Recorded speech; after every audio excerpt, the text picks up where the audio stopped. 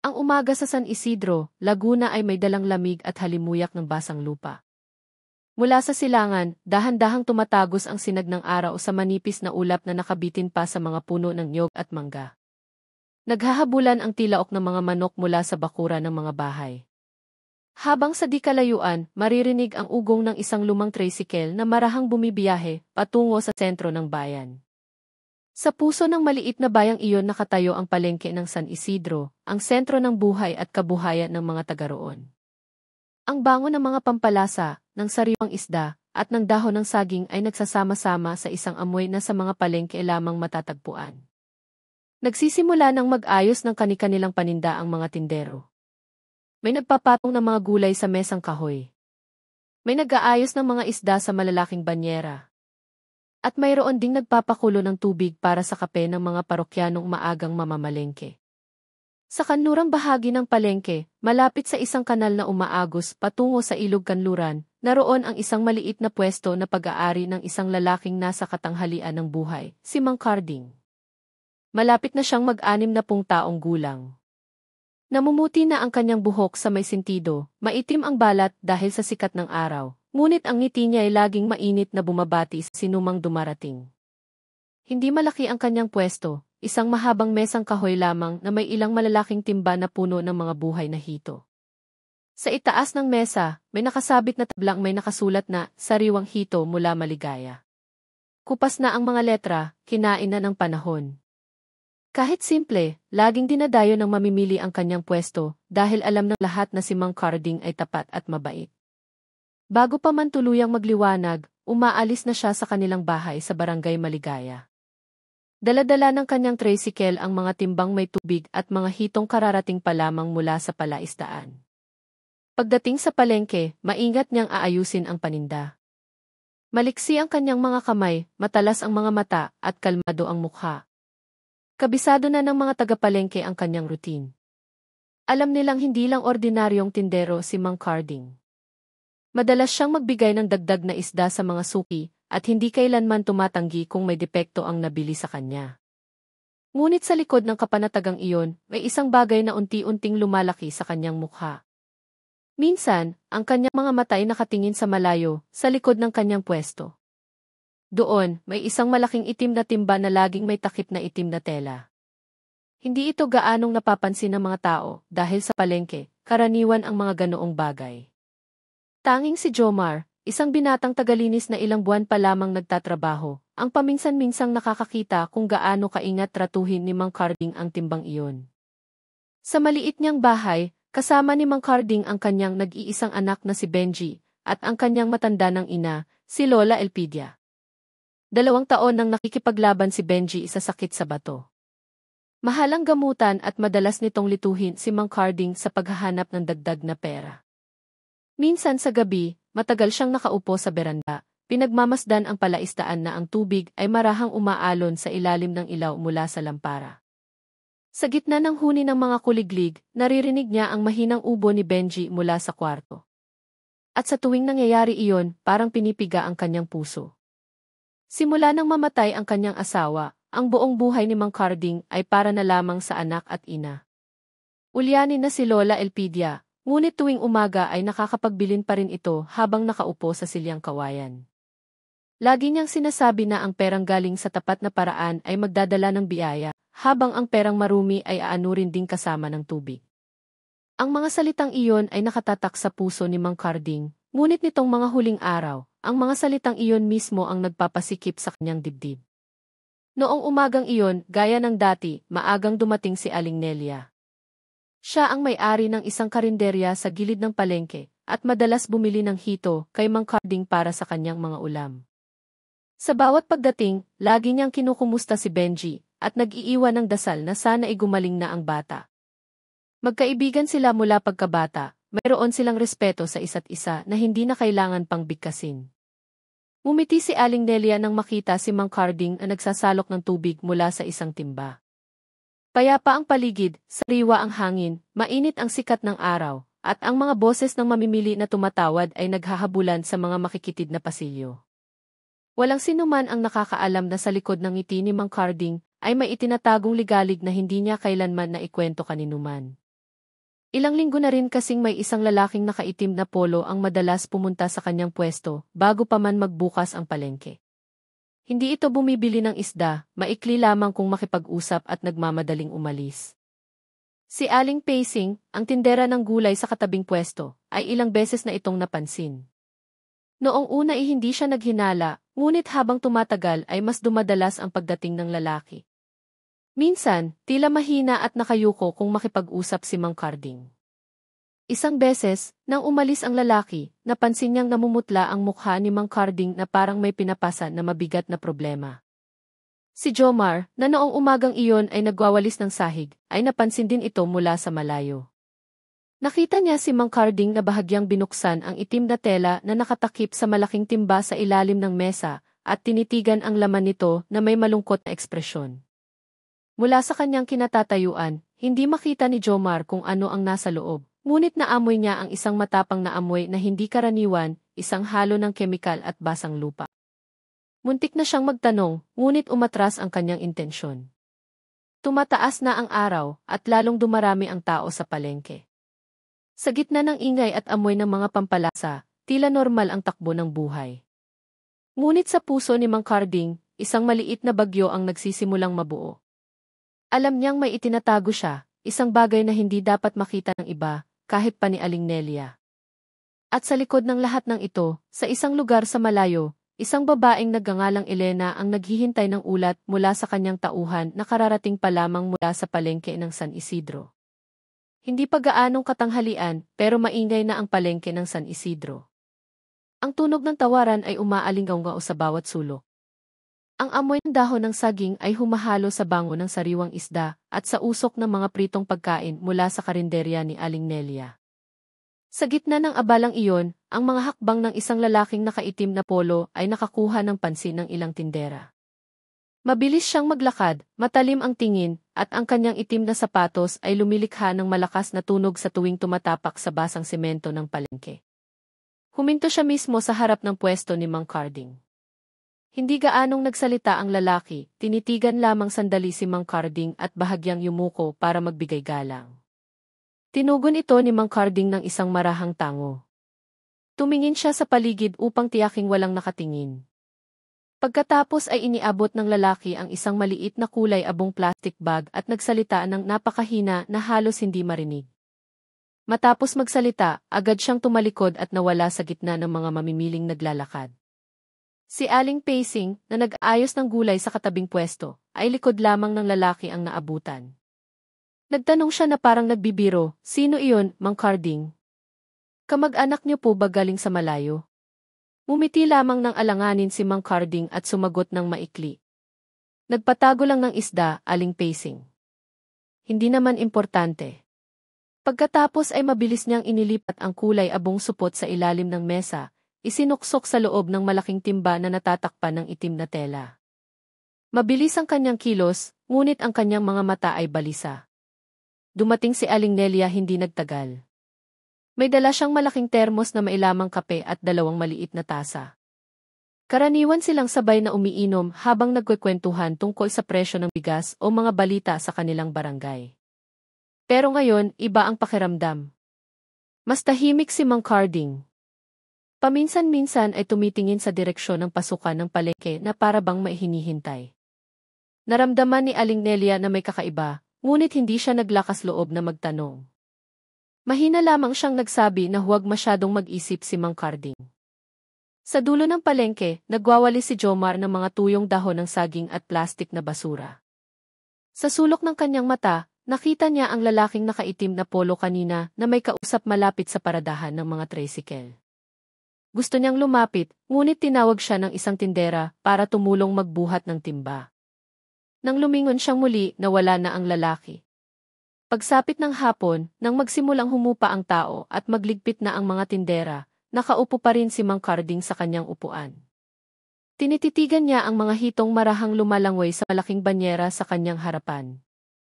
Ang tunog ng tubig at sigawan ng mga batang naglalaro sa kalsada ay nagbibigay ng payapang pakiramdam. Ngunit sa loob ng kanyang dibdib, may bigat na mahirap ipaliwanag. Alam niyang sa tuwing dumarating ang lalaking nakaitim na polo, isang bagay na hindi maganda ang kanyang ginagawa. Ilang gabi na siyang hindi makatulog. Sa tuwing ipipikit niya ang mga mata, lumalabas ang mukha ni Lola Elpidia sa kanyang isipan. Ang matandang mukha na iyon ay laging nagsasabi sa mahinang boses na ang katapatan ay hindi nabibili ng pera. Ngunit ang imahe ng katawan ni Benji na nakahiga sa ospital ay laging tumatabing sa boses ng kanyang ina. Sa tuwing naaalala niya ang bayarin sa gamot na hindi pa nababayaran, muling nanghihina ang puso ni Mang Carding. Kinabukasan, bumalik sa normal ang palengke. Ngunit nagsimula ng kumalat ang mga tsismis. Ikinuwento ni Aling Pacing sa ibang tindera na may kakaibang taong madalas pumunta sa pwesto ni Mang Carding. Mabilis na kumalat ang kwento na parang usok sa umaga. Ilang tao ang nagsimulang tumingin kay Mang Carding nang may pag-usisa. Nagkunwari siyang hindi naririnig, nagpatuloy sa pagtatrabaho, nagtitimbang ng isda ng may ngiti at mabait na salita. Narinig ni Aling Nelia ang tsismis habang bumibili ng gulay. Agad niyang sinaway si Aling Pacing na huwag magkalat ng kwentong hindi patiyak. Ngunit sa kanyang puso, nagsimula na rin siyang magtanong. Kilala niya si Mang Carding ng ilang dekada. Alam niyang tapat ang lalaki, ngunit nitong mga huling araw, malungkot ang kanyang mukha at madalas lumilipad ang isip. May nagbago at hindi alam ni Aling Nelia kung paano magsisimulang magtanong tungkol sa katotohanan. Noong hapong iyon, lumapit si Jomar sa pwesto ni Mang Carding para kunin ang basura. May nakita siyang nagpatigil sa kanya. Sa ilalim ng mesa, sa pagitan ng mga timba ng hito, may kaunting aso na likido na tumutulo sa sahig. Yumuko siya, inamoy ito, at natuklasan ang isang malakas na amoy ng kemikal. Tumingin siya kay Mang Carding, ngunit mabilis na tinakpan ng matanda ang timba ng tela at mumiti ng pilit. Tubig lang yan na pinagpakainan ng isda, sabi niya ng magaan.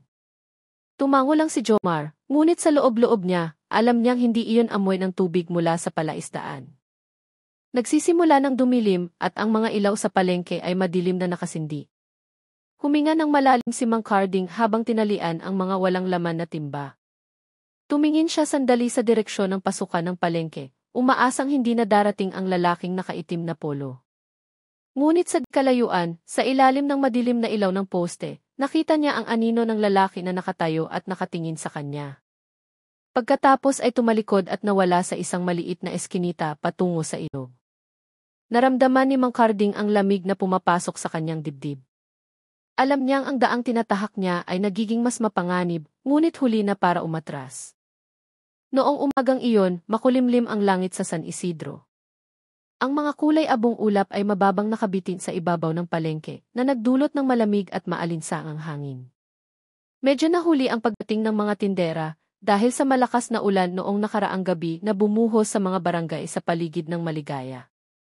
May mga naiwang tubig pa sa ilang sulok ng palengke na nagdudulot ng amoy ng puti.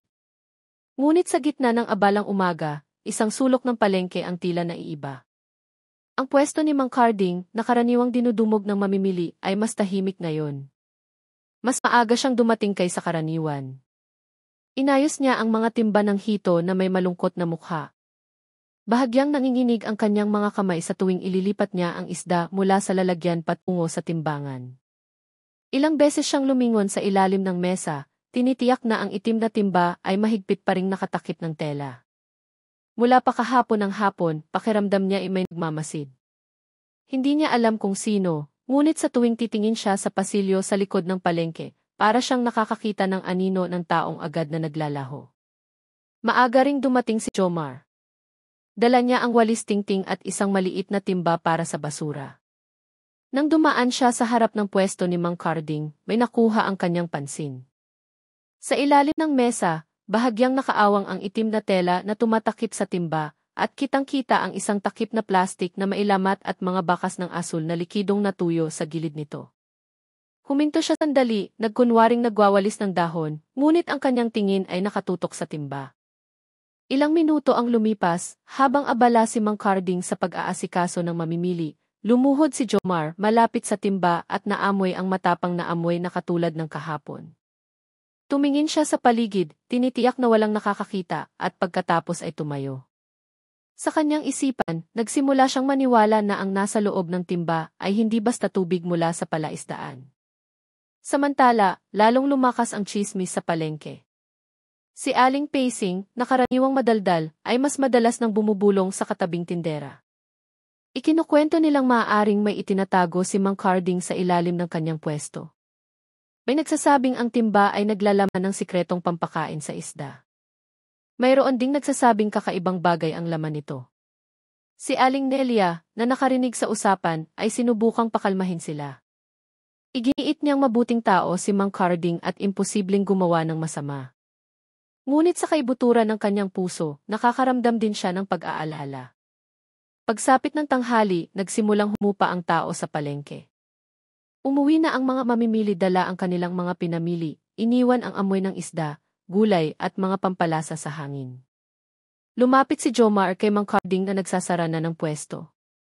Sa maingat na boses, sinabi niya ng mahina, "Mang Carding, tulungan ko na po kayong maglinis sa ilalim ng mesa." Tinitigan siya ng matalim ni Mang Carding at biglang nagbago ang kanyang mukha.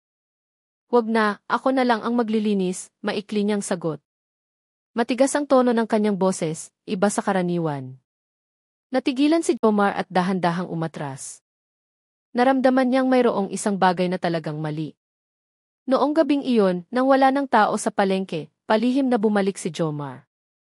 Gusto niyang tiyakin ang kanyang hinala. Dala ang isang maliit na flashlight, pumasok siya sa likod na pinto ng palengke na bahagyang nakaawang.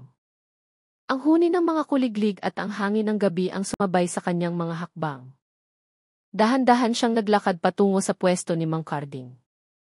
Ang itim na timba ay naroon pa rin, nakatakip ng tela. Tinutok ni Jomar ang flashlight sa ilalim ng mesa at nakita ang kaunting asul na likidong tumutulo sa sahig. Yumuko siya, inilapit ang ilong, at muling naamoy ang matapang na amoy ng kemikal.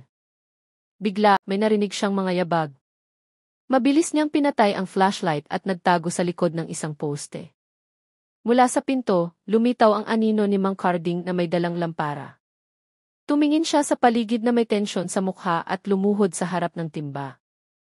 Binuksan niya ng bahagya ang takip na tela at may kinuha mula sa loob. Hindi malinaw na nakita ni Jomar, ngunit nakita niya ang sinag ng metal mula sa isang maliit na bagay sa kamay ni Mang Carding. Pagkatapos nito, isinara muli ni Mang Carding ang timba at matagal na tumayo na tila kinakausap ang sarili. Bumulong siya ng mahina. Halos lunurin ng hangin ang kanyang boses. "Patawarin mo ako, Benji. Gusto lang ni tatay na gumaling ka." Ang mga salitang iyon ay nagpanginig sa dibdib ni Jomar. Pinigil niya ang kanyang hininga para hindi matuklasan. Nang umalis si Mang Carding, nanatili si Jomar sa kanyang pwesto, naghihintay hanggang sa maging ganap na tahimik. Nang sigurado ng ligtas, dahan-dahan siyang lumapit sa timba at inalis ang itim na tela. Sa liwanag ng kanyang maliit na flashlight, nakita niya ang mga supot ng plastik na may lamang mapusyaw na asul na likido, maayos na nakasalansan sa isang lalagyan. Sa ilalim nito, may ilang kulay kapeng sobre. Hindi naglakas loob si Jomar na hawakan ito, ngunit alam niyang hindi ito bahagi ng panindang isda. Nanginginig ang kamay, ibinalik niya ang tela at tumakbo paalis ng palengke.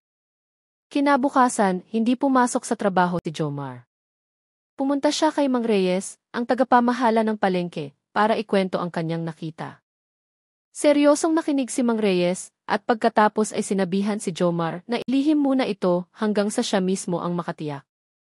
Samantala, sa palengke, tila normal ang lahat kay Mang Carding, patuloy nang umingiti, patuloy na nagtitimbang ng isda para sa mga mamimili.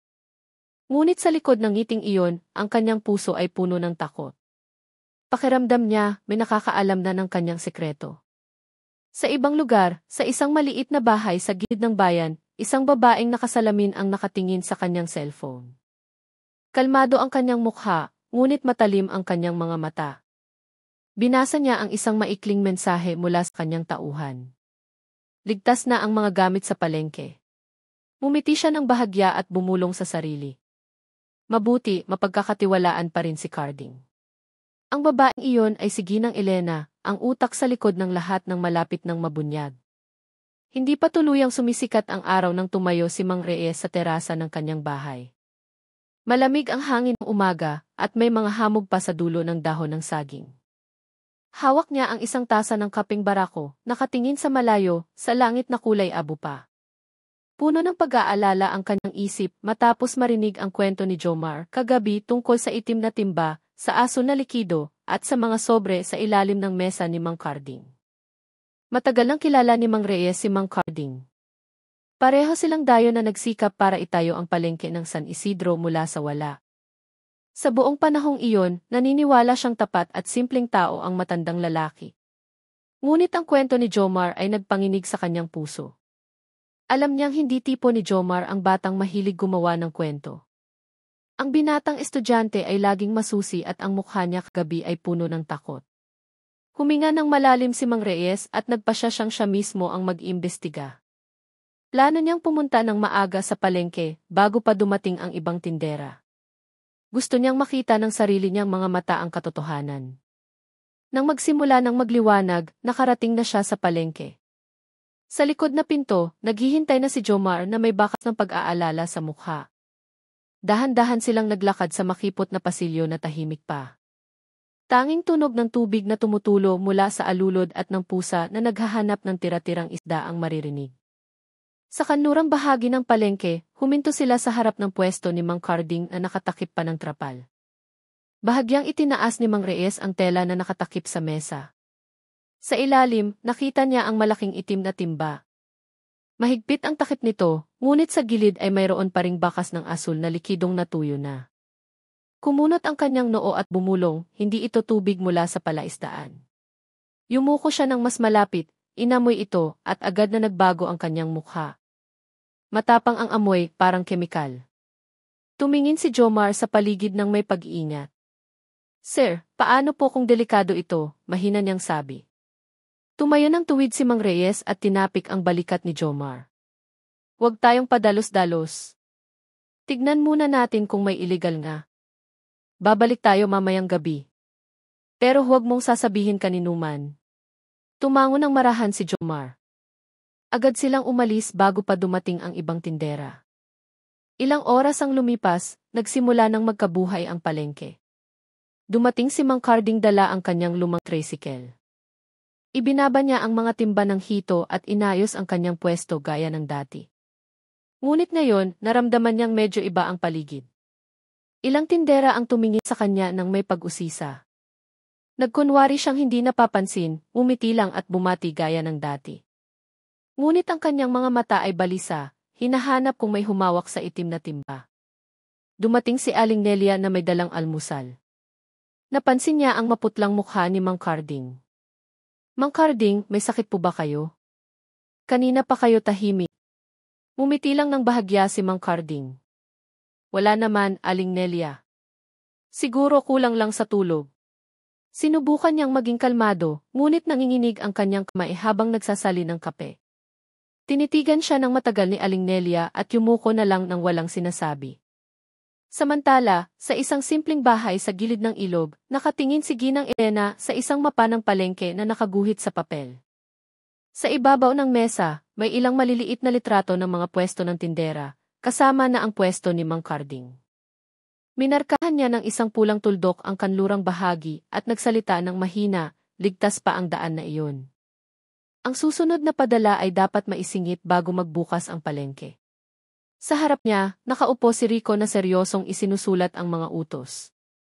Pagsapit ng hapon, nang magsimula ng humupa ang tao, nagkunwari si Mang Reyes na binibilang ang koleksyon habang pinagmamasdan si Mang Carding mula sa malayo.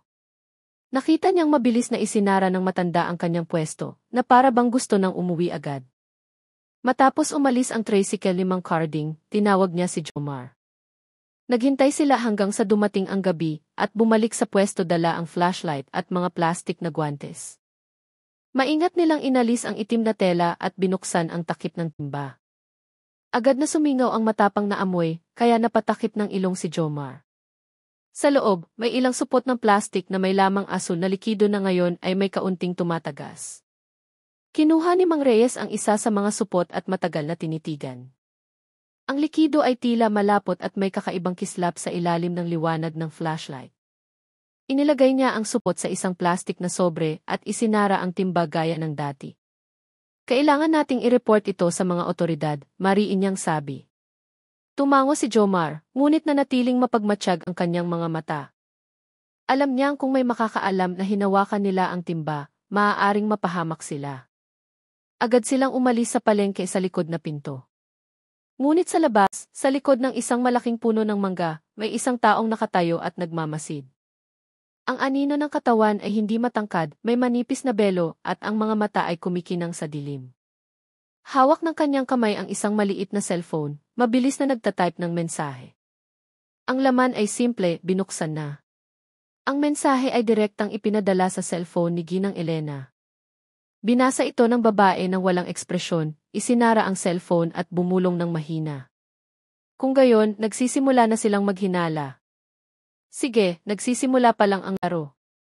Noong umagang iyon, maliwanag ang langit sa San Isidro. Ang sinag ng araw ay dahan-dahang tumatago sa pagitan ng mga yero ng palengke na basa pa sa hamog.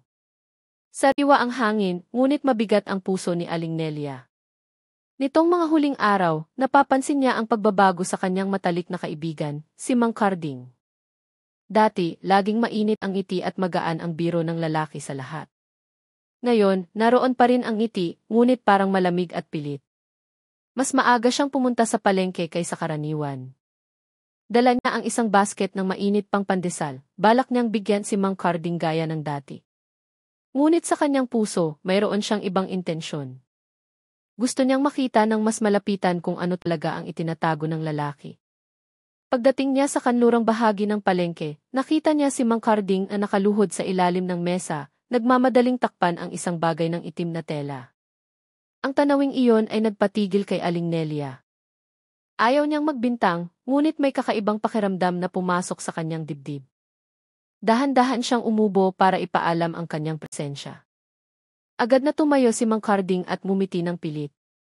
Mukha siyang kinakabahan. Inabot ni Aling Nelia ang balot ng pandesal ng malumanay, umaasang mababasa niya ang mukha ng kaibigan. Nagpasalamat si Mang Carding, ngunit mababa at hindi kasing kalmado ng dati ang kanyang boses. Inilagay niya ang pandesal sa gilid ng mesa at nagkunwaring abala sa pag-aayos ng mga timba ng hito. Umupo si Aling Nelia sa isang maliit na bangko, nagmamasid ng walang imik. Karaniwan silang nagkwekwentuhan ng matagal tungkol sa presyo ng bilihin o mga balita sa barangay, ngunit ngayong umaga, alanganin at tahimik ang paligid. Ilang minuto ang lumipas, dumaan si Jomar dala ang walis tingting.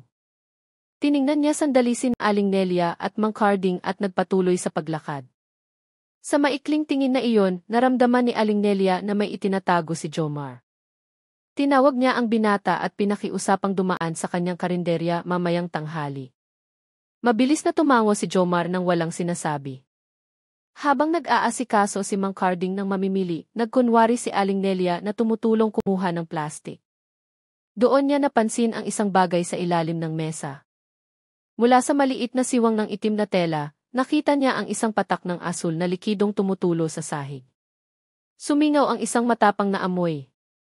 Hindi amoy ng sariwang isda, kundi amoy ng kemikal na tumutusok sa ilong. Napalunok si Aling Nelia at agad na tumayo. Nagpaalam siyang uwi na dahil may aasikasuhin sa karinderya. Sa kanyang paglalakad patungo sa karinderya, hindi matahimik ang kanyang isip. Naalala niya ang isang lalaking nakaitim na polo na minsang pumunta sa pwesto ni Mang Carding ilang linggo na ang nakalipas. Akala niya noon ay ordinaryong customer lang, ngunit ngayon lahat ay tila kakaiba. Alam niyang nahihirapan ang kanyang kaibigan, lalo na dahil sa gasto sa pagpapagamot ni Benji. Ngunit posible kayang dahil sa kagipitan, natukso ang isang mabuting tao na gumawa ng mali. Pagsapit ng tanghali, nang magsimulang humupa ang tao, pumunta si Jomar sa karinderya ni Aling Nelia. Isinara niya ng bahagya ang pinto at umupo na may pag-aalala sa mukha. Ikinuwento niyang ilang gabi na ang nakalipas, natagpuan nila ni Mang Reyes ang mga supot ng plastik na mailamang asul na likido sa ilalim ng pwesto ni Mang Carding. Mayroon ding mga sobre sa loob ng timba. Inireport na ito ni Mang Reyes ng palihim sa barangay, ngunit sinabihan silang maghintay ng mas matibay na ebidensya bago kumilos. Matagal na nanahimik si Aling Nelia habang nakikinig. Mabilis ang tibok ng kanyang puso. Tumingin siya sa labas ng bintana, pinagmamasdan ang mga taong naglalakad na abala sa kanilang mga gawain, walang kamalay-malay na may malaking sikreto sa gitna nila. Naramdaman niyang may kasalanan siya dahil hindi siya naglakas loob na direktang magtanong sa kaibigan, ngunit takot din siyang malaman na totoo ang lahat ng hinala. Pagsapit ng hapon, naging kulay kahel ang langit.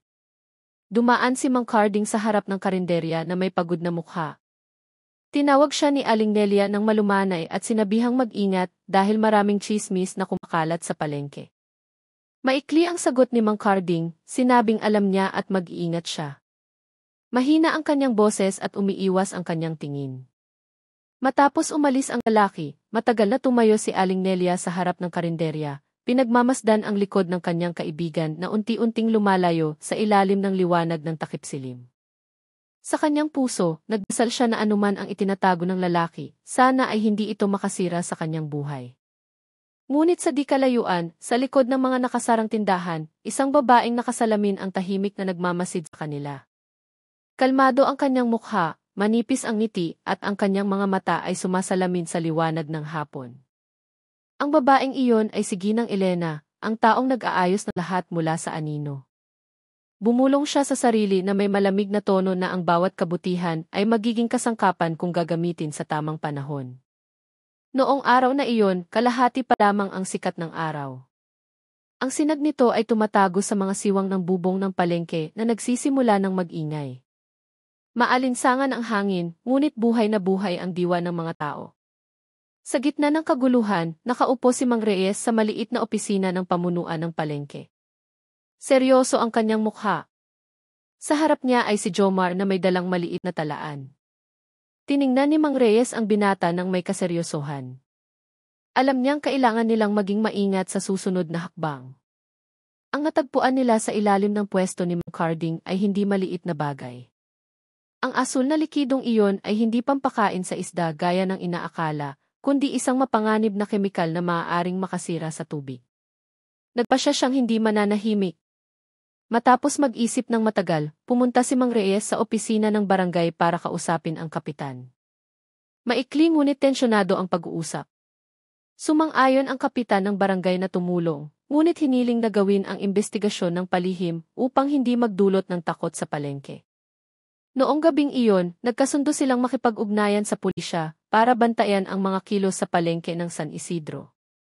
Samantala, sa kanyang maliit na bahay sa gilid ng bayan, kalmadong nakatingin si Ginang Elena sa screen ng kanyang cellphone.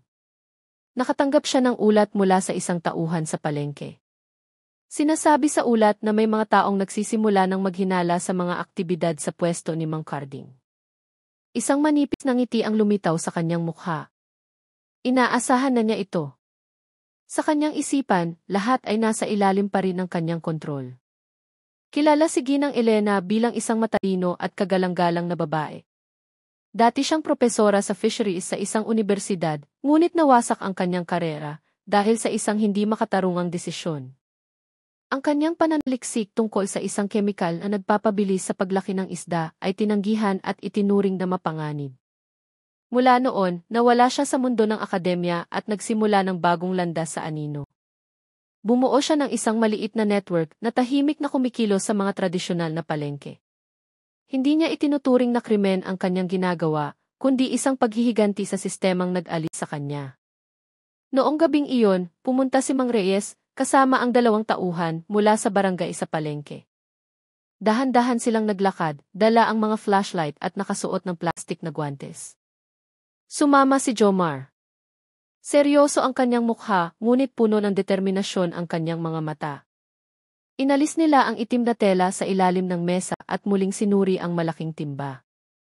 Ngayon, mas marami silang natagpo ang supot ng asul na likido kaysa dati.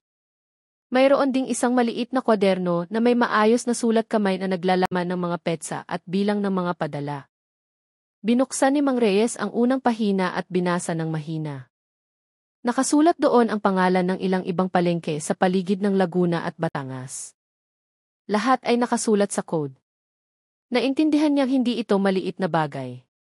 Tumingin siya kay Jomar at sinabi ng mahina na kailangan nilang ibigay ang lahat ng ebidensya sa mga otoridad. Tumango si Jomar, malakas ang kabog ng kanyang dibdib. Ilang araw ang lumipas, 2 pulis na nakasibilyan ang pumunta sa palengke, nagpapanggap na mamimili ng isda. Pinagmasdan nila ang pwesto ni Mang Carding mula sa malayo. Sa kanilang pagmamasid, nakita nila ang lalaking nakaitim na polo na muling dumating. Maikli itong nakipag-usap kay Mang Carding, at pagkatapos ay naglagay ng isang maliit na bag sa ilalim ng mesa bago umalis. Agad na minarkahan ng mga pulis ang mukha ng lalaki at palihim siyang sinundan.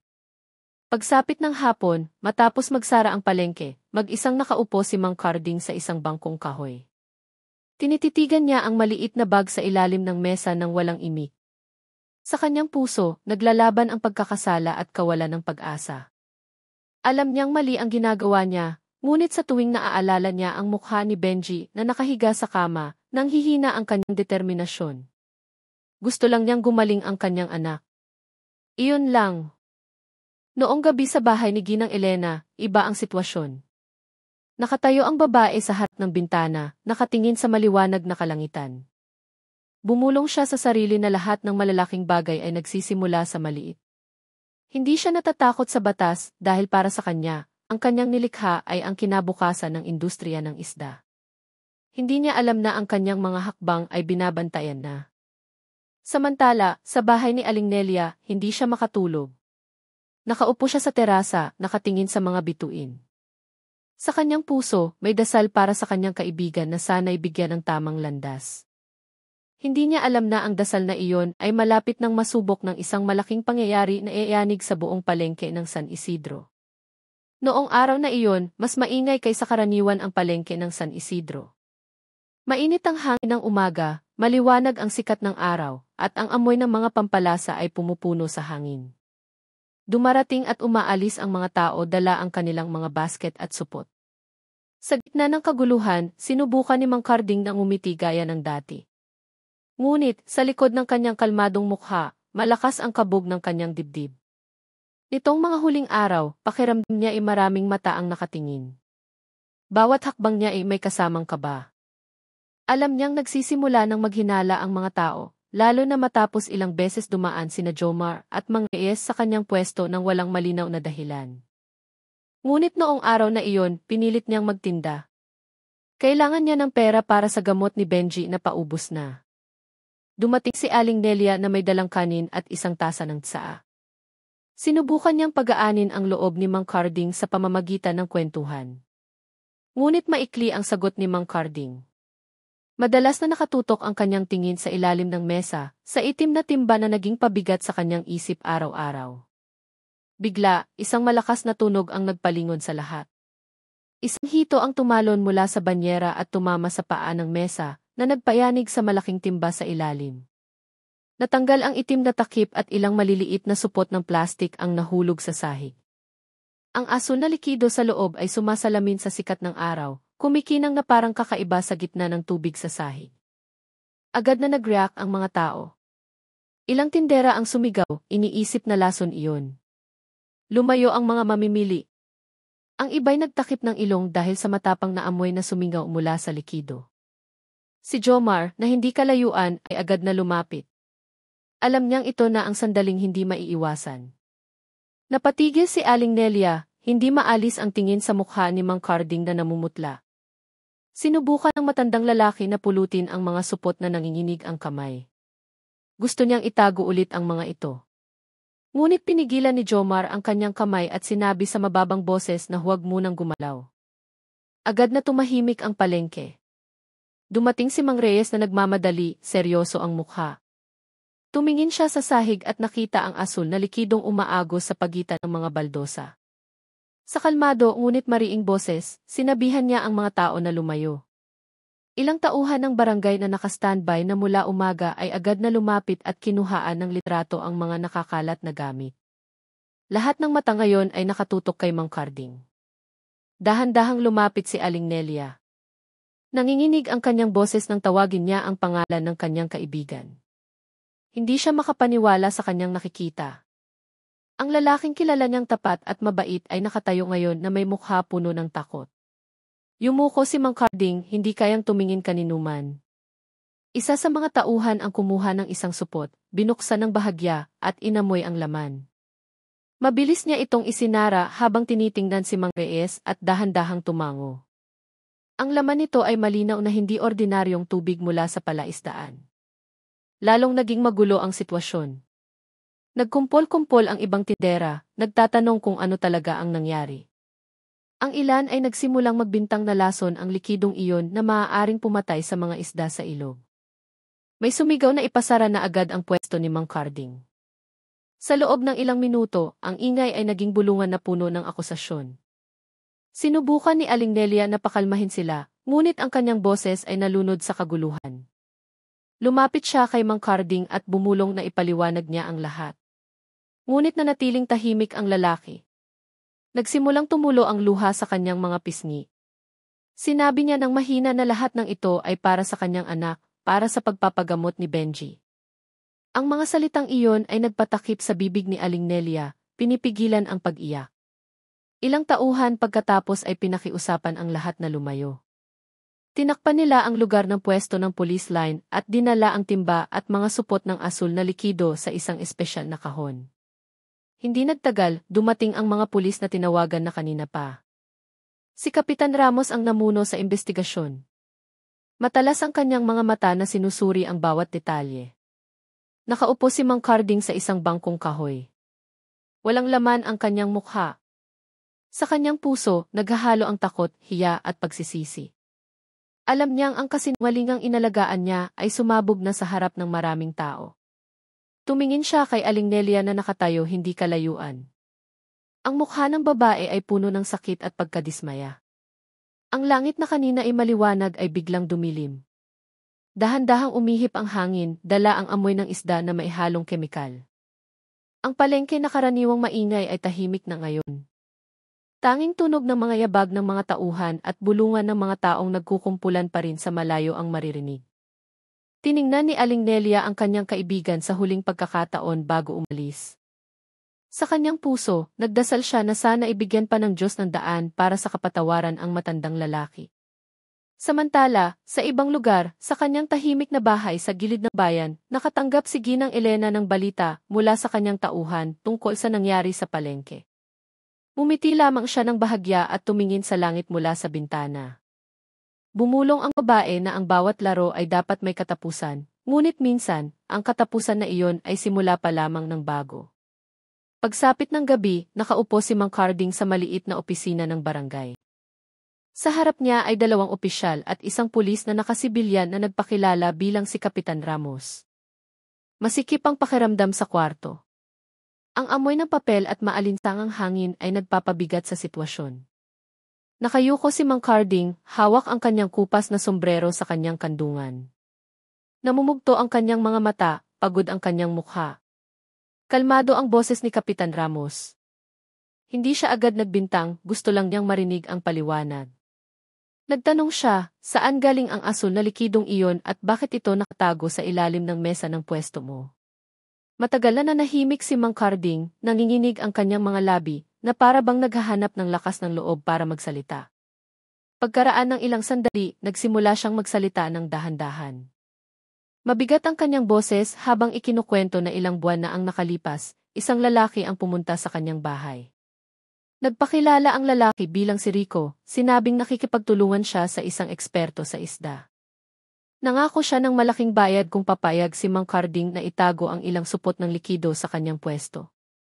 Sabi niya, bitamina lang daw iyon para sa isda na sinusubukan pa lang. Noong una'y tumanggi si Mang Carding, ngunit patuloy siyang kinumbinsi ni Rico sa dahilan na para raw ito sa mga maliliit na mangingisda. Inamin ni Mang Carding na tinanggap niya ang alok matapos makita ang lumalalang kalagayan ni Benji. Gabi-gabi, umiiyak ang bata dahil sa sakit at lalong humihirap ang pagbili ng gamot. Wasak ang kanyang puso ngunit mahina ang kanyang isip. Kinumbinsi niya ang sarili na hindi ito masama. Hindi niya alam na mapanganib pala ang likido. Nakikinig si Kapitan Ramos ng walang pagputol. Nakita niyang hindi isang kriminal ang matandang lalaki, kundi biktima ng sitwasyon. Ngunit, kailangan pa ring umandar ang batas. Tinanong niya kung sino ang tinutukoy na eksperto sa isda. Nang marinig ang pangalan ni Ginang Elena, agad na tumalim ang mga mata ni Kapitan Ramos. Narinig na niya ang pangalang iyon sa mga naunang ulat tungkol sa isang network ng kemikal sa ibang lugar. Ipinagpatuloy ni Mang Carding ang kanyang kwento. Sinabi niyang laging dumarating si Rico na may dalang maliit na bag na may lamang mga supot ng asul na likido. Sa tuwing dumarating, balisa itong tumitingin sa paligid. Minsan, nagdadala siya ng balita mula kay Ginang Elena na tinatawag niyang pangunahing nagpapatakbo. Siya rin daw ang nag-aayos kung kailan ipapadala ang likido sa pamamagitan ng ibang tindera. Lahat ay ginagawa ng palihim bago magbukas ang palengke. Matapos marinig ang lahat, humingi ng pahintulot si Kapitan Ramos na suriin ang bahay ni Mang Carding. Umalis sila noong gabi ring iyon. Si Aling Nelia, na nakarinig ng balita mula kay Jomar, ay palihim na sumunod. Nakatayo siya sa labas ng bakod ng maliit na bahay habang nagdarasal. Sa loob ng bahay, sinuri ng mga opisyal ang bawat sulok. Natagpuan nila ang ilang sobre na mailamang pera at isang maliit na kwaderno. Sa unang pahina, nakasulat ang simpleng sulat kamay ni Mang Carding. Ang laman ay mga dasal at pag-asa na gumaling si Benji. Nang mabasa iyon, huminga ng malalim si Kapitan Ramos. Tumingin siya sa matandang lalaki na nakaupo sa sulok na may basang mga mata. Alam niyang hindi isang masamang tao ang nasa harap niya, kundi isang amang desperado. Sinabi niya ng mahina na manatiling kalmado si Mang Carding at maniwala na malapit nang lumabas ang katotohanan. Noong gabing iyon, matapos umalis ang mga opisyal, dahan-dahang pumasok si Aling Nelia sa bahay.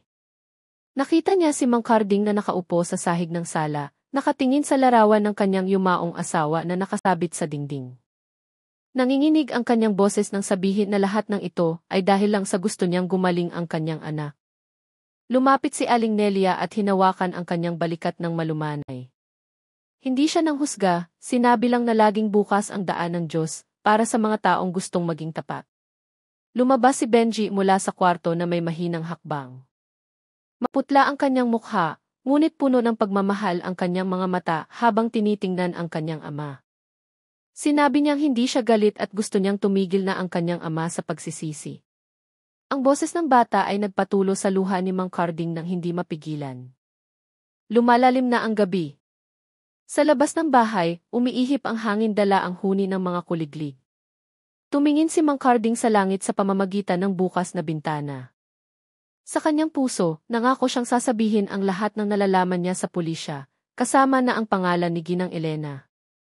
Naintindihan niyang hindi mabubura ng pagsisisi ang pagkakamali, ngunit maaari itong maging unang hakbang patungo sa katotohanan. Samantala, sa ibang lugar, nakaupo si Ginang Elena sa harap ng isang mesang kahoy na may madilim na ilaw. Binuksan niya ang isang dyaryo at binasa ang balita tungkol sa pagkakahuli sa palengke ng San Isidro. Manipis ang kanyang ngiti. Alam niyang hindi na magtatagal ang kanyang oras. Ngunit sa kanyang puso, may kakaibang pakiramdam na hindi pa niya naramdaman noon. Isang uri ng kaba na mahirap ipaliwanag. Noong umagang iyon, mabigat ang hangin sa San Isidro na parabang may malaking mangyayari. Sa istasyon ng pulisya, nakaupo si Kapitan Ramos sa harap ng isang lumang mesang kahoy, sinusuri ang mga dokumento ng investigasyon. Sa ibabaw ng mesa, nakalatag ang litrato ng pwesto ni Mang Carding, isang mapa ng palengke, at isang kopya ng kwadernong natagpuan sa kanyang bahay. Ang sulat kamay sa kwaderno ay malinaw na bumabanggit sa pangalan ni Elena Cruz, isang pangalang dating kilala bilang isang propesora sa fisheries, ngunit ngayon ay isang anino na mahirap matunton. Matagal na tinitigan ni Kapitan Ramos ang kwaderno. Alam niyang mas malaki ang kasong ito kaysa sa isang maliit na tindero na nagtatago ng kemikal. May isang maayos na network na kumikilos sa likod ng mga tradisyonal na palengke sa iba't ibang lugar. Tinawag niya ang dalawa sa kanyang mga tauhan at inutusan silang maghanap ng impormasyon tungkol kay Ginang Elena, kasama na ang kanyang huling tirahan at mga taong nakatrabaho niya. Ilang oras ang lumipas, dumating ang unang ulat. Nalaman na si Ginang Elena ay nakatira sa gilid ng bayan sa isang simpleng bahay na mukhang ordinaryo sa labas. Ngunit, bihirang bisitahin ang bahay na iyon at sinabi ng ilang kapitbahay na madalas may kotseng dumarating sa gabi ng walang ingay.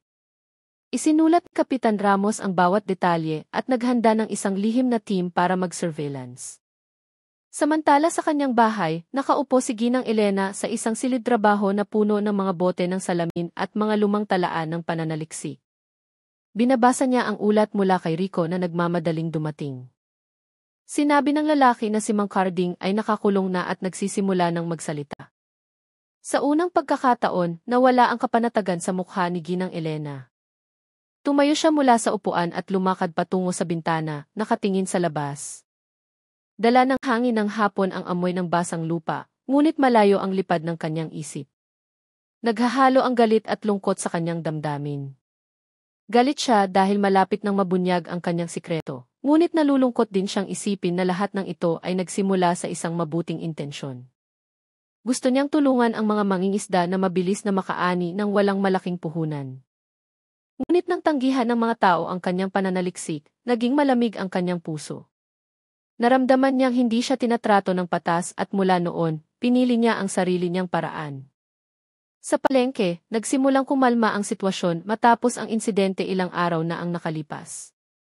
Ngunit, ang kwento tungkol kay Mang Carding ay pinag-uusapan pa rin.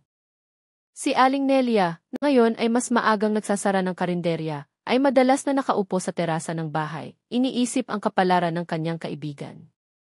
Sa tuwing nakakakita siya ng mga batang may dalang timba ng tubig, naaalala niya si Benji na dati madalas tumulong sa kanya sa karinderya.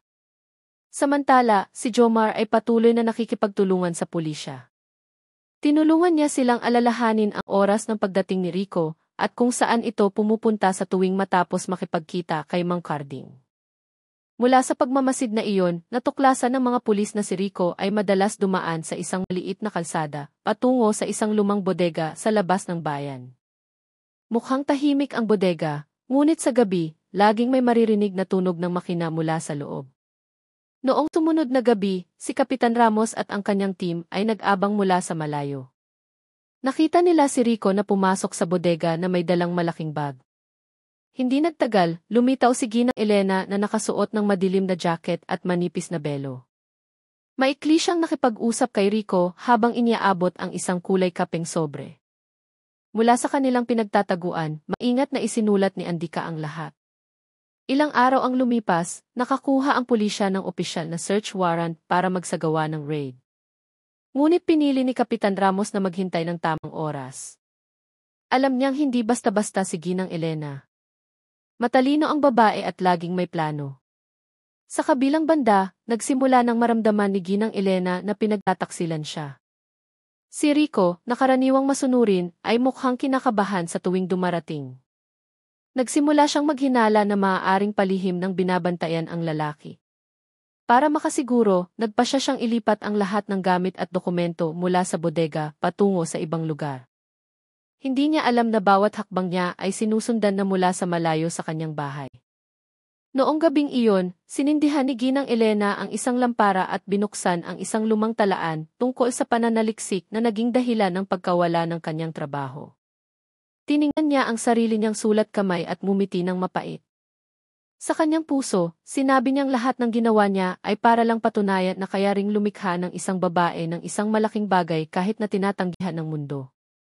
Ngunit sa labas, ang mundo ay kumikilos para isara ang kanyang daan. Nakatanggap si Kapitan Ramos ng bagong ulat na nagpatibay sa lahat ng ebidensya. Ang pangalan ni Ginang Elena ay opisyal ng nasa listahan ng mga hinahanap. Sa palengke, mabilis na kumalat ang balitang ito. Nagsimulang banggitin ng mga tao ang pangalang iyon na may takot. Na para bang hindi na siya tao, kundi isang nakakatakot na anino. Dahan-dahang bumaba ang gabi sa San Isidro. Sa kanyang maliit na bahay, nakatayo si Ginang Elena sa harap ng salamin. Tinitingnan niya ang sarili niyang refleksyon at bumulong na hindi siya magpapatalo. Sa labas ng bintana, maririnig ang mahinang sirena ng pulis mula sa malayo. Mabigat ang kalangitan sa San Isidro. Tinakpan ng madilim na ulap ang buwan at amoy ng basang lupa ang hangin. Sa gilid ng bayan, isang lumang bodega ang nakatayo sa gitna ng mga tuyong bukirin at mga puno ng teka. Mula sa malayo, isang madilim na ilaw lamang ang nakikita mula sa siwang ng pinto nito. Sa loob, abala si Rico sa paglilipat ng ilang kahon at mga plastik na timba na may lamang asul na likido sa isang pickup na naghihintay. Nagmamadali ang kanyang boses, maikli ang kanyang hininga. Nakatayo si Ginang Elena hindi kalayuan, nakasuot ng kulay abong jacket at itim na belo. Seryoso ang kanyang mukha, ngunit balisa ang kanyang mga mata. Alam niyang paubos na ang kanilang oras. Kakatanggap lang niya ng mensahe mula sa isang tao na alam na ng pulisya ang lokasyon ng bodega. Sa kanyang puso, umaasa pa rin siyang maililipat ang lahat ng gamit ng kanyang pananaliksik bago sila dumating. Tumakbo si Rico, dala ang ilang dokumento at inilagay sa isang malaking bag. Sinabi niyang handa nang dalhin ang lahat ng talaan. Ngunit sinabihan siya ni Ginang Elena na tiyaking walang maiiwan. Mabilis na tumango si Rico at pumasok sa likod na silid. Sa sandaling iyon, mag-isang nakatayo si Ginang Elena sa gitna ng magulong silid, pinagmamasdan ang kanyang mesa na puno ng mga bote ng salamin, mga test tube, at mga sulat kamay na talaan. Sa mesa, mayroon pang isang lumang libro na naglalaman ng orihinal na formula ng kanyang pananaliksik. Mahigpit niya itong hinawakan, nangingilid ang luha sa kanyang mga mata. Naalala niya ang kanyang kabataan nang magtrabaho siya sa laboratorio ng unibersidad na puno ng sigasig at pangarap. Gusto niyang tulungan ang mga maliliit na mangingisda na magkaroon ng mas magandang buhay.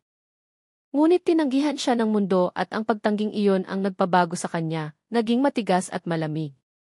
Naintindihan niyang unti-unti nang gumuho ang lahat ng kanyang itinayo. Sa labas ng bodega, handa na si Kapitan Ramos at ang kanyang team. Maingat silang lumibot sa lugar. Paminsan-minsan lang sinisindihan ang mga flashlight para magbigay ng senyas. Tahimik ang gabi. Tanging huni ng mga kuliglig mula sa malayo ang maririnig. Nagbigay ng senyas si Kapitan Ramos.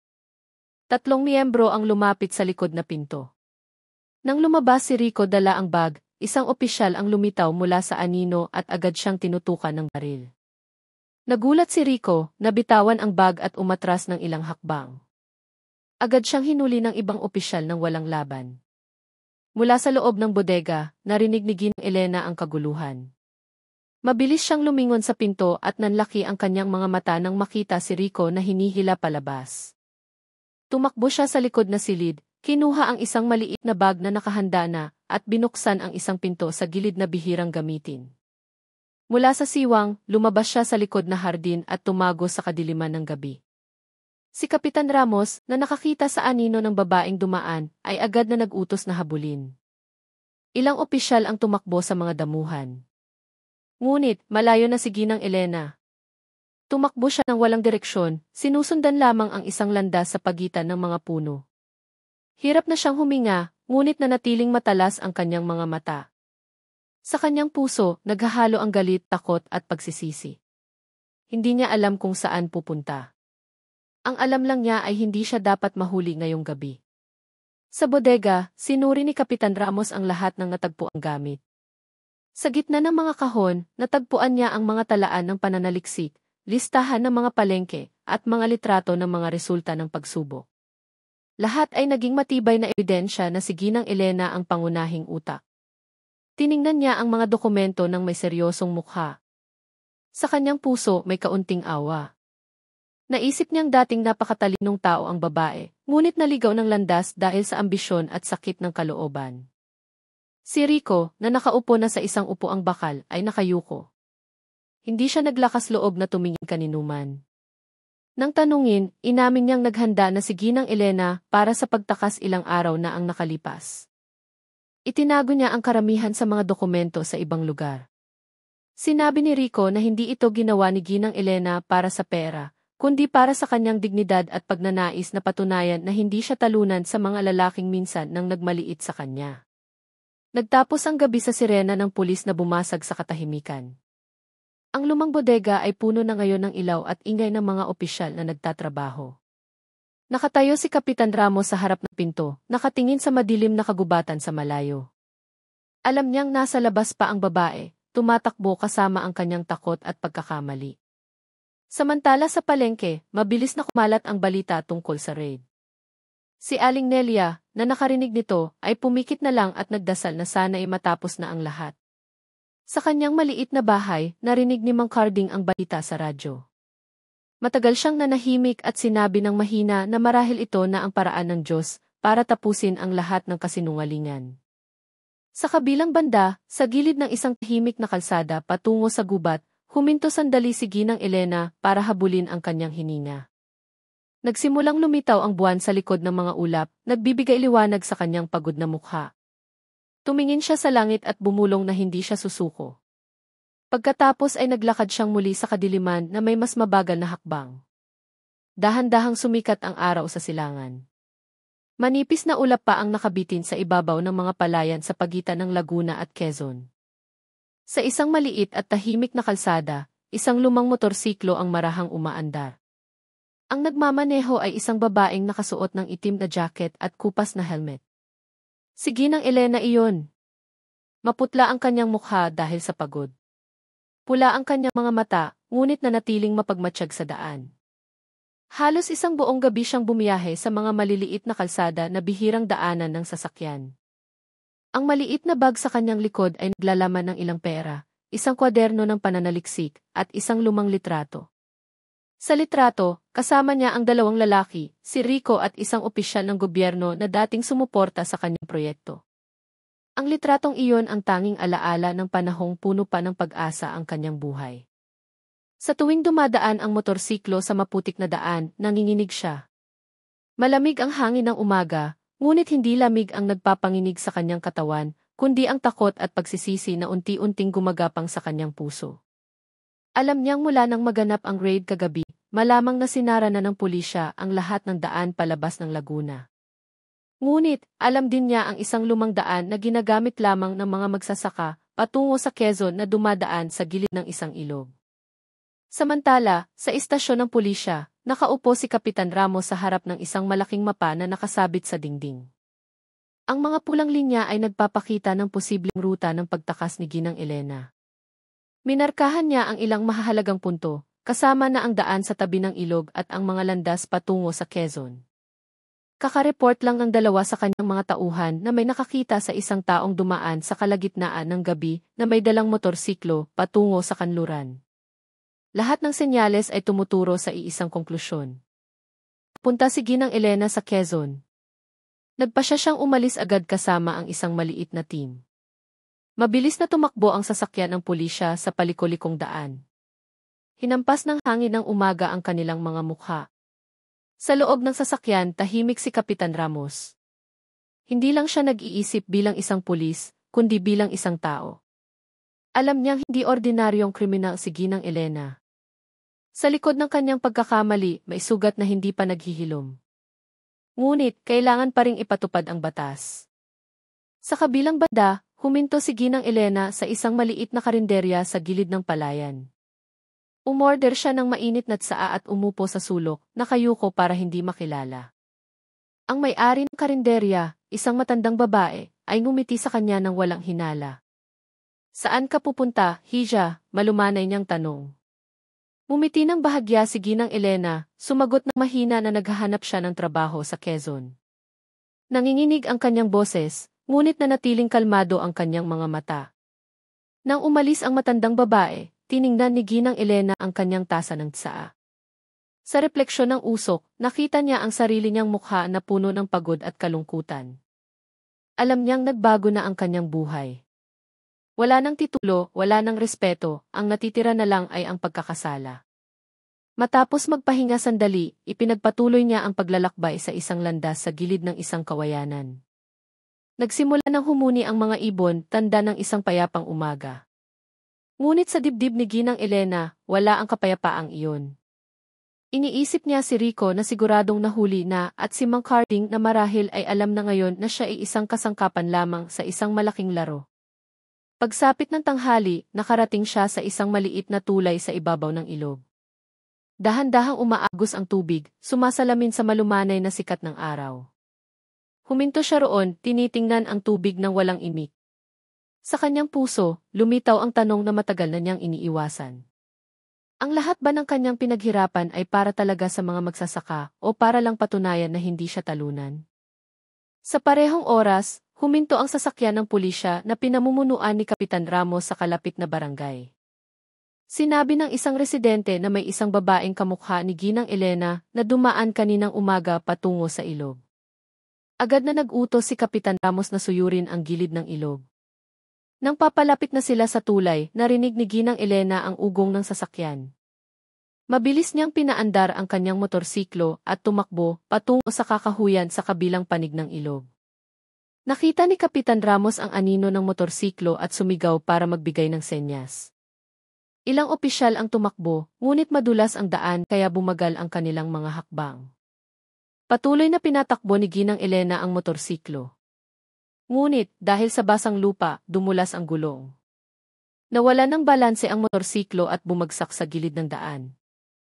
Bumangon siya na may duguan ang tuhod, ngunit pinilit pa ring maglakad. Sa kaliwang kamay, hawak pa rin niya ang maliit na bag na mailamang mga talaan ng pananaliksik. Hirap na siyang maglakad, ngunit malakas ang kanyang determinasyon. Kailangan niyang iligtas ang bunga ng kanyang pag-aaral, kahit na siya mismo ay hindi na maililigtas. Mula sa malayo, narinig niya ang boses ni Kapitan Ramos na tumatawag sa kanya. Huminto siya sandali at lumingon. Nagtama ang kanilang mga tingin sa gitna ng manipis na ulap ng umaga. Walang salita, tanging isang mahabang katahimikan na puno ng kahulugan. Sa isang iglap, tumalikod si Ginang Elena at muling tumakbo sa loob ng kakahuyan. Hinabol siya ni Kapitan Ramos ng may matatag na hakbang. Alam niyang ang paghabol na ito ay hindi lang isang tungkulin, kundi isang pagtatagpo ng dalawang buhay na parehong puno ng sugat. Sa loob ng kakahuyan, tumatagos ang sinag ng araw sa pagitan ng mga dahon ng kawayan, lumilikha ng malambot na anino sa basang lupa. Patuloy na tumakbo si Ginang Elena, ngunit paikli ng paikli ang kanyang hininga. Alam niyang malapit na ang katapusan ng kanyang pagtakas, maging ito man ay kalayaan o pagtubos. Pagsapit ng hapon, ang kawayanan sa hangganan ng Quezon ay nababalot ng manilaw-nilaw na liwanag. Dahan-dahang umiihip ang hangin, nagpapagalaw sa mga dahon, dala ang amoy ng basang lupa matapos ang ulan kagabi. Sa gitna ng makapal na puno, naglalakad si Ginang Elena na may pagod na hakbang. Gusot at maalikabok ang kanyang damit. Pagod ang kanyang mukha, ngunit nanatiling matalas ang kanyang mga mata. Sa kanyang kamay, hawak pa rin niya ang maliit na bag na naglalaman ng kanyang mga talaan ng pananaliksik. Bawat hakbang ay mabigat, maikli ang kanyang hininga, ngunit hindi tumitigil ang kanyang isip. Alam niyang ang landas na iyon ay patungo sa isang maliit na komunidad sa kanluran, kung saan nakatira ang isa sa kanyang mga dating estudyante. Marahil ay makakapagtago siya roon pansamantala. Ngunit sa likod niya, naririnig na niya ang mga yabag at tawag. Papalapit na si Kapitan Ramos at ilang opisyal, sinusundan ang kanyang mga bakas sa basang lupa. Huminto si Ginang Elena sa isang siwang sa pagitan ng makapal na kawayan. Tumingin siya sa langit na nagsisimula ng maging kulay kahel. Sa kanyang puso, naghahalo ang pagsisisi at paglaban. Bumulong siya sa sarili na lahat ng ginawa niya ay hindi para sa kapangyarihan, kundi para patunayan na hindi walang kwenta ang kanyang kaalaman. Ngunit ngayon, ang laban na iyon ay nagtatapos sa pagtakas. Mula sa likod ng kawayanan, dahan-dahang lumitaw si Kapitan Ramos. Hindi niya tinutukan ng baril, nakatayo lamang siya ilang metro mula kay Ginang Elena at tinitingnan siya ng may kalmadong tingin. Tinawag niya ang pangalan ng babae sa mababang boses at pinakiusapang tumigil na sa pagtakbo.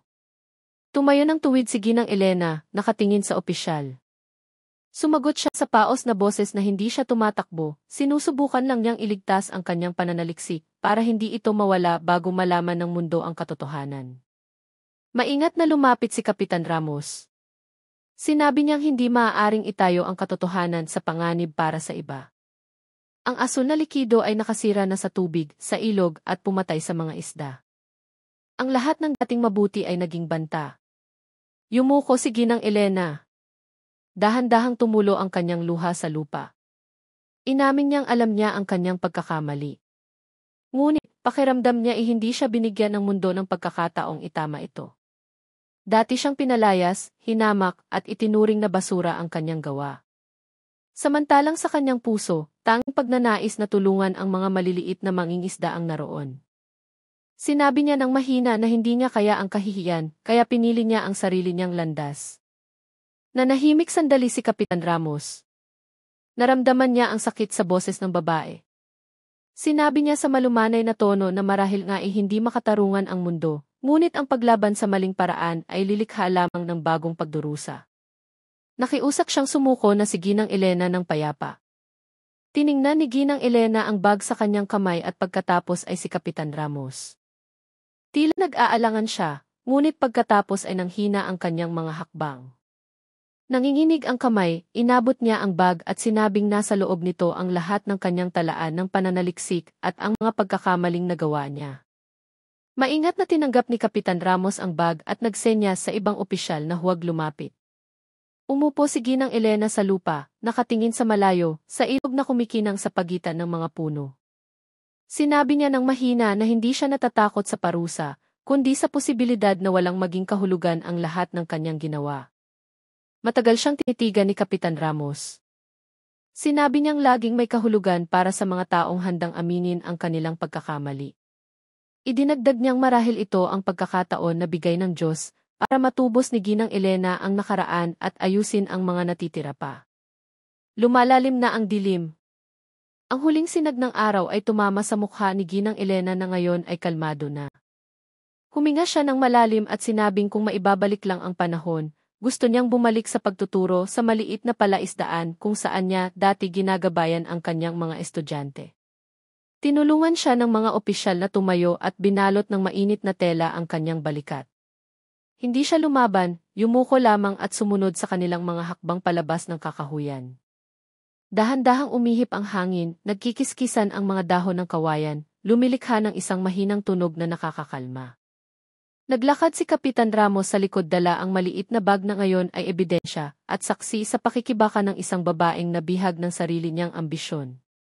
Sa kanyang puso, nagdasal siyang sana ay mahanap ng babae ang kapayapaang matagal na niyang hinahanap sa maling landas.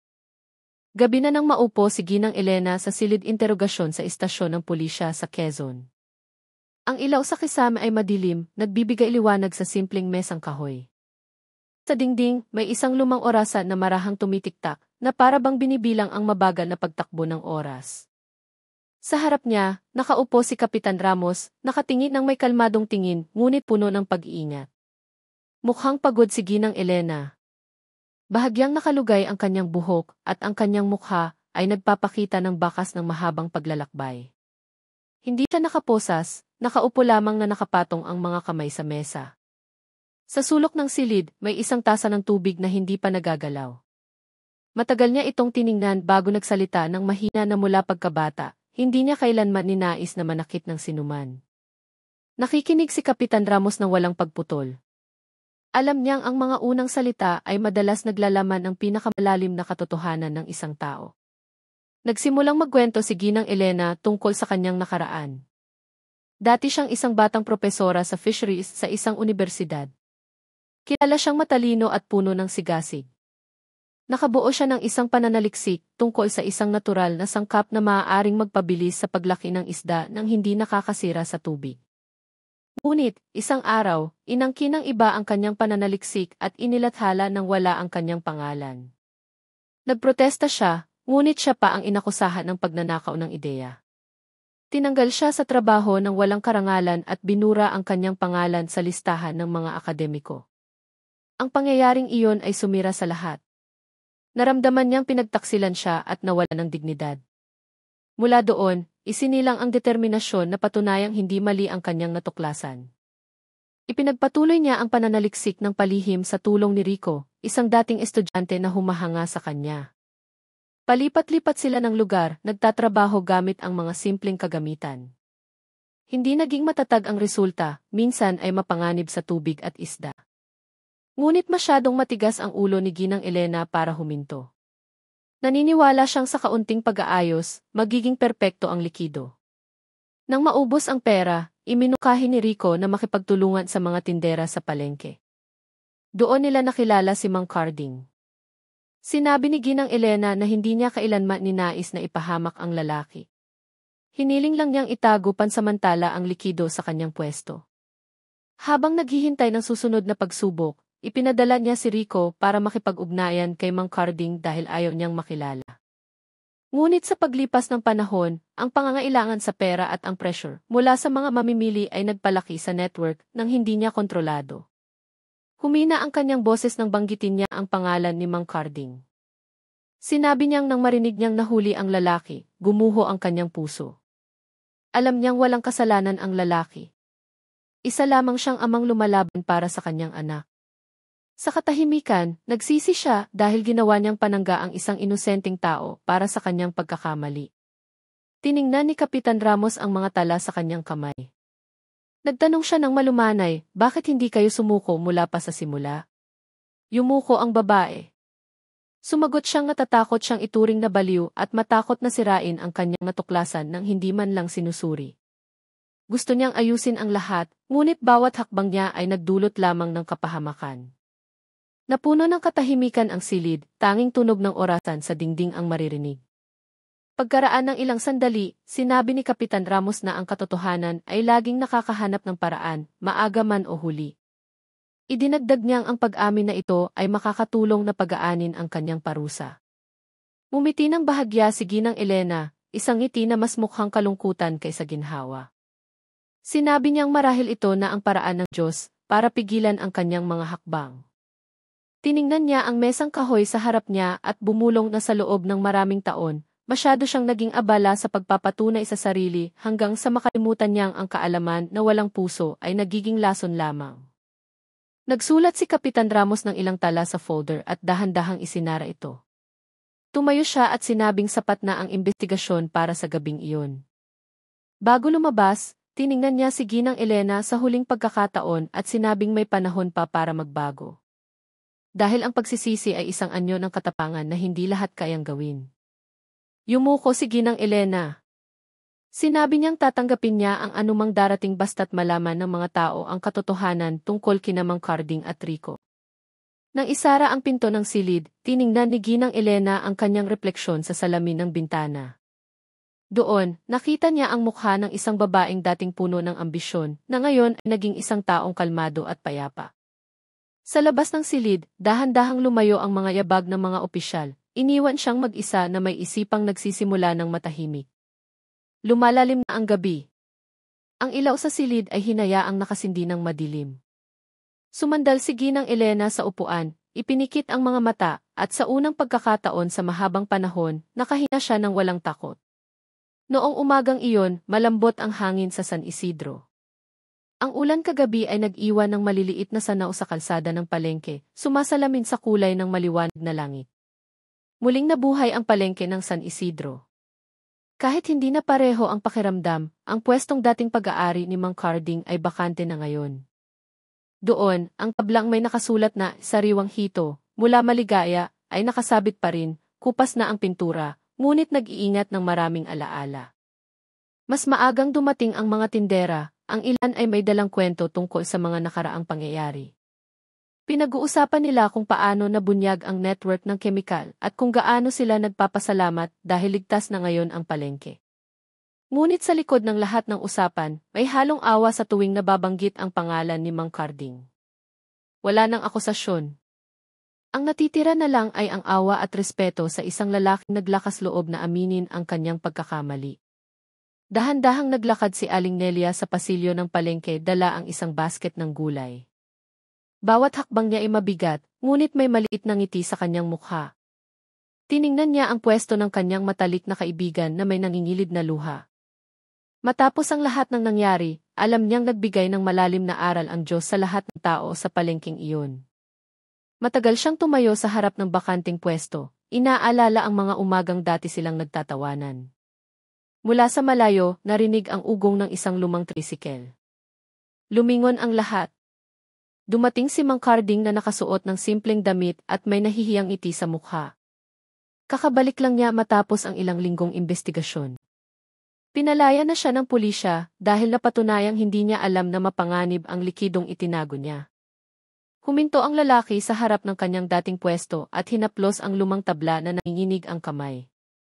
Lumapit si Aling Nelia, malumanay na tinawag ang kanyang pangalan. Lumingon si Mang Carding at mumiti, basa ang kanyang mga mata. Nagpasalamat siya kay Aling Nelia dahil nanatili ito sa kanyang tabi nang lumayo ang lahat. Sumagot si Aling Nelia na ang tunay na pagkakaibigan ay hindi nawawala dahil lang sa isang bagyo. Nanatili silang tahimik ng ilang sandali, sabay na tinitingnan ang mesa na ngayon ay malinis na at wala ng itim na timba sa ilalim. Hindi nagtagal, dumating si Benji na may mabagal na hakbang. Maputla pa rin ang kanyang mukha, ngunit tapat ang kanyang ngiti. Nagsisimula ng magpakita ng resulta ang kanyang gamutan, matapos ang ilang linggong pag-aalaga sa tulong ng gobyerno. Tumingin siya sa kanyang ama at sinabing ipinagmamalaki niya ito dahil naglakas loob itong maging tapat. Yumuko si Mang Carding at tinapik ang balikat ng kanyang anak ng may pagmamahal. Lumapit din sina Jomar at Mang Reyes. Dala nila ang ilang walang laman na timba at inalok si Mang Carding na bumalik sa pagtitinda. Ngunit dahan-dahang umiling ang lalaki. Sinabi niyang marahil ay oras na para huminto. Gusto niyang magbukas ng isang maliit na palaisdaan sa bahay, turuan ang mga bata sa kanilang lugar kung paano mag-alaga ng isda ng walang kemikal. Nanahimik sandali ang lahat at mumiti ng may paghanga. Sa opisina ng barangay, opisyal na inanunsyo ang pagkakabunyag ng network. Hinatulan si Ginang Elena, ngunit sa paglilitis, kalmado siyang nagsalita. Inamin niya ang lahat ng kanyang ginawa at hiniling na gamitin ang kanyang pananaliksik para sa edukasyon lamang, hindi para sa personal na pakinabang. Maraming natahimik sa kanyang sinabi, kasama na si Kapitan Ramos na naroon sa korte. Sa kanyang puso, naramdaman niyang natagpuan na ng babae ang kapayapaan sa pinakamabigat na paraan. Noong hapong iyon sa palengke ng San Isidro, dahan-dahang lumubog ang araw. Mas maagang isinara ni Aling Nelia ang kanyang karinderya. Umupo sila ni Mang Carding sa isang bangkong kahoy sa harap ng palengke. Ninamnam ang malamig na hangin, ang mga ibong bumabalik sa kanilang mga pugad, at ang ingay ng mga batang naglalaro sa malayo na nagbibigay ng payapang pakiramdam. Sinabi ni Mang Carding sa mahinang boses na minsan, sinusubok ng buhay ang tao, hindi para parusahan, kundi para paalalahanan na manatiling tapat kahit mahirap ang sitwasyon. Tumango si Aling Nelia at sumagot na lahat ng tao ay nagkakamali, ngunit hindi lahat ay mailakas ng loob na itama ito. Pareho silang tumingin sa langit na unti-unting nagbabago ng kulay. Sa likod ng papalubog na araw, may bagong pag-asa. Bumalik ang palengke sa pagiging isang simpleng lugar ng buhay, kung saan nagtitiwala at nagtutulungan ang mga tao. Noong gabi sa kanyang bahay, sinindihan ni Mang Carding ang isang lampara at umupo sa beranda kasama si Benji. Tiningnan nila ang maliit na palaisdaan na bagong hukay sa likod bahay. Malinaw ang tubig, sumasalamin sa liwanag ng buwan. Sa kanilang mga puso, lumago ang isang kapayapaan na hindi pa nila naramdaman noon. Si Lola Elpidia, na bihirang lumabas ng kwarto, ay tumawag mula sa loob sa mahinang boses. Sinabi niyang laging may magandang paraan ang Diyos para ibalik ang tao sa tamang landas. Tumingin si Mang Carding sa direksyon ng boses na iyon at mumiti. Sa kanyang puso, nangako siyang mamumuhay ng payapa at tapat. Muling naging payapa ang umaga sa San Isidro. May mga hamog sa dahon ng saging. Malamig at malinis ang hangin. Sa simpleng bakuran ng kanyang bahay, nakatayo si Mang Carding, pinagmamasdan ang maliit na palaisdaan na pinuno niya ng tubig kagabi. Sa loob nito, 12 batang hito ang lumalangway na mukhang malusog. Ang tunog ng tubig mula sa isang kawayan ay malumanay, nakakakalma sa puso. Sa tabi niya, nakaupo si Benji sa isang silyang kawayan habang may isinusulat sa isang kwaderno.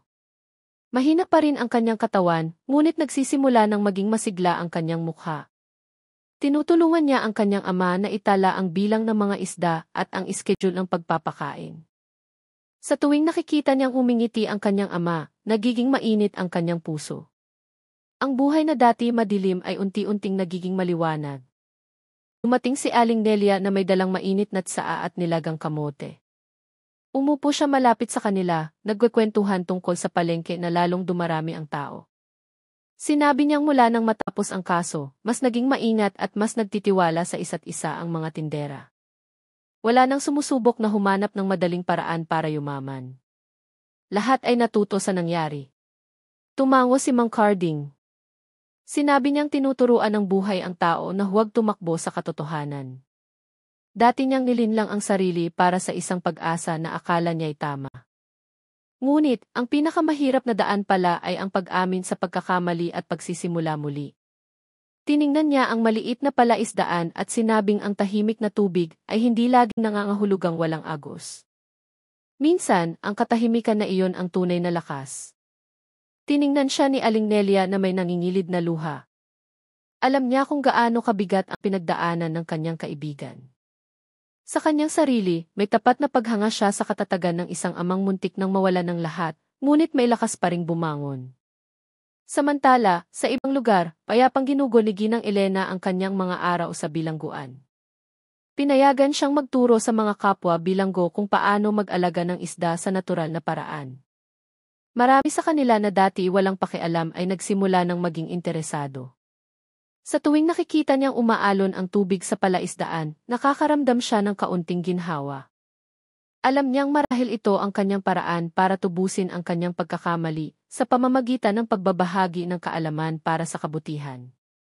Paminsan-minsan, bumibisita si Kapitan Ramos hindi bilang isang investigador, kundi bilang isang taong gumagalang sa isang taong naglakas loob na harapin ang bunga ng kanyang mga gawa.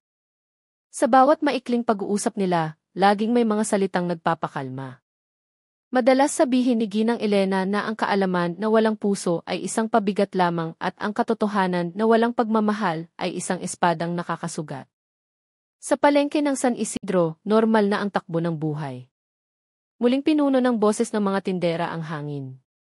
Ang amoy ng gulay at mga pampalasa ay muling naging bahagi ng isang pamilyar na umaga. Si Jomar ngayon ay tumutulong na kay Mang Reyes sa pag-aalaga sa kalinisan at kaayusan. Sa tuwing dumadaan siya sa dating pwesto ni Mang Carding, humihinto siya sandali at ngumingiti. Naaalala kung paano nagsimula ang lahat sa isang itim na timba na ngayon ay alaala na lamang.